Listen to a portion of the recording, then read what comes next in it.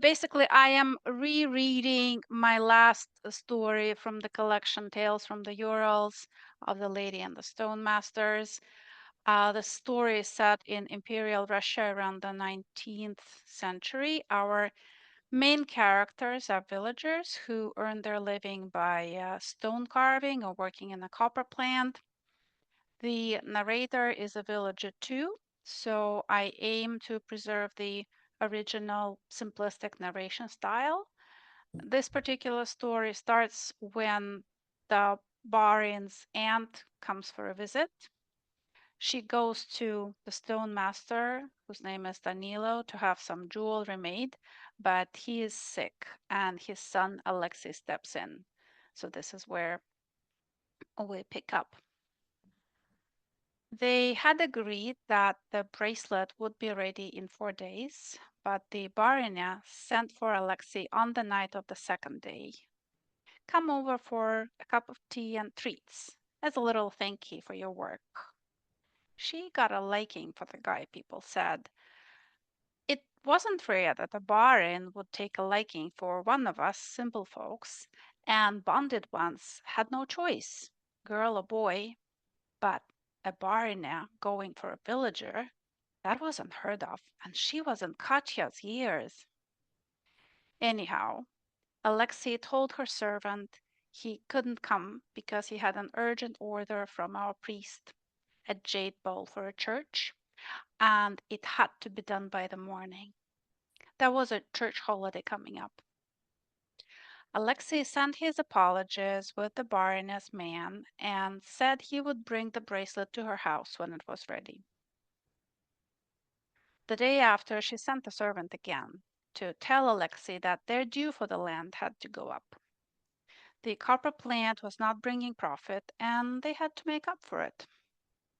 With a heavy heart, Alexei asked one of the kiddies to take the bowl to the priest and got to work on the gold finish for the Baroness' new bracelet. Once he was done with her order, and the ones he would actually get paid for, Alexei went for a walk. The sun was still up, but not high at all. He roamed around the forest for a while till he found himself at a cliff. He was at an old quarry that had got flooded and became a lake. The place was beautiful, with jagged rocks and tall pines all around. Its granite shores caught the last rays of the sun and seemed golden. Huh? He thought. They don't appreciate this gray stone much, the rich ones. But why? Mayhap it isn't as pretty as marble, but it is as strong. They could build bridges out of this stone, or houses. Plenty of it all around here, but they want their palaces done in marble or malachite, eh? Such a waste of rare stone.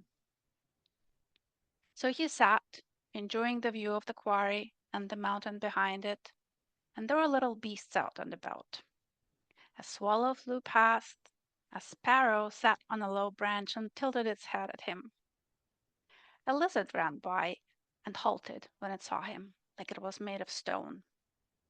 He chuckled at it. "Hmm, we make things out of stone, wanting them to look like you, and here you are." The lizard was an unusual shade of green, with lighter and darker stripes and a black spine. Like malachite, he thought. He blinked, and it was gone, that lizard. Alexei looked around. The light was fading, so he headed home. When he came to see the Baryanya on the fourth day, she didn't offer him any treats, but immediately donned the bracelet. It looks so lifelike, she sighed, as if she had ever seen a live lizard covered in specks of gold. The young stone master bowed and was ready to leave, but she stopped him.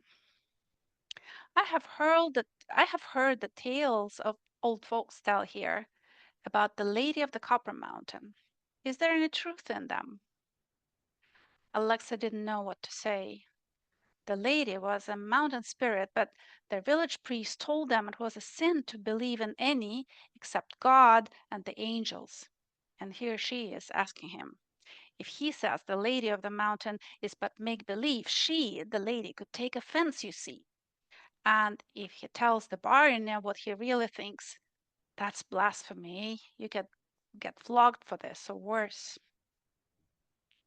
I have never seen her, your highness, and don't know anyone who has, he finally said.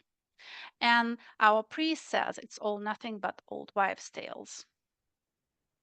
The baron looked at him and smiled. Oh well, fairy tales or not, my new cook says people have been seeing two of them instead of one, so here is my next order for you. Now she wanted a necklace that would look like two lizards with their heads at the front, like they were whispering to each other, and their tails would make a clasp at the back of the neck. Alexei would first draw the design for her and bring it to the baron's house, of course. The baronia waved him off, and Alexei got to thinking how to go about that necklace and which malachite would be better for it. Should he cut each lizard out of one whole slice, or would they be made of beads that would only look like they were one whole? He decided to ask his father what he thought. Danilo perked up when he heard what Alexei's task was. Together, they thought of a way to make the lizards seem like they were moving on the wearer's neck. They drew a picture for the baronet, and Danilo said, "Go to Snake's Mountain. Mayhap you'll find the pattern you need over there." Alexei had heard about Snake's Mountain, of course, and he did go there on occasion, but never saw a pattern like they wanted. But he also heard from the old ones that sometimes the lady would help them find the stone they needed if she felt like it. So he went. It was April then, and the grasses were still yellow, but the birds were singing and squirrels were hopping around. The road to the mountain went through a pine forest. Few folks would use it, too early for meadow work or berry picking. He headed there after he was done with the work for the day, so the sun was pretty low. The road was lonely, but what would a sturdy guy like him worry about? The wolves left these parts alone. Rocks don't make good pasture, so no cows or sheep, eh? And he wasn't afraid of people either. What would they want with him, poor as he was? He was a good master, and he made some, for sure, but there were 6 little ones to feed, and he didn't care much for new clothes and other nonsense. By and by, he climbed to the top of Snake's Mountain. It wasn't much of a mountain no more, though, more like a hill. He had looked around but couldn't find the stone he wanted, so he decided to take a break before going home. And as he looked around, he spotted the quarry from the other day, not too far below. With its rocky shores, it looked like a jade pendant in a golden frame to his jeweler's eye. Suddenly, he saw a figure on the edge of the quarry's cliff. The figure stood still for a bit and then dropped off into the water.